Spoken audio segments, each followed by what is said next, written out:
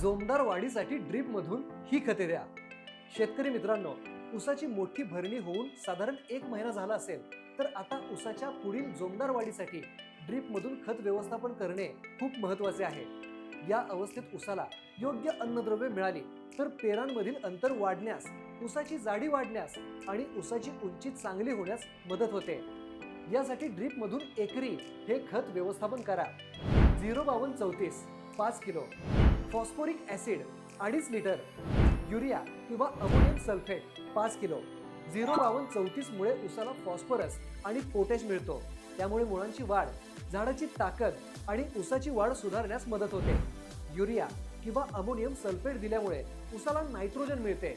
नायट्रोजनमुळे ऊसाची हिरवी वाढ, पानांची संख्या आणि ऊसाची वाढ जोमदार होण्यास मदत होते। अमोनियम सल्फेटमधून नायट्रोजन सोबत सल्फर मिळते, ज्यामुळे झाडाच्या पोषणात फायदा होतो।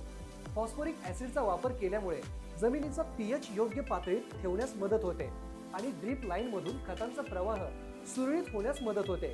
त्यामुळे दिलेले अन्नद्रव्ये मुळांपर्यंत चांगल्या प्रकारे पोहोचतात। पण लक्षात ठेवा, खत देताना आपल्या जमिनीचा प्रकार, पाण्याची गुणवत्ता आणि ऊसाची अवस्था यानुसार खत व्यवस्थापनात बदल होऊ शकतो।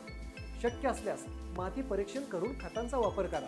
ऊसाची वाढ ही फक्त पाण्यावर नाही तर योग्य वेळी दिलेल्या योग्य खत व्यवस्थापनावर अवलंबून असते। व्हिडिओ आवडला असेल तर लाईक करा, शेअर करा आणि ॲग्रो जगतला YouTube, Instagram आणि Facebook वर फॉलो करायला विसरू नका।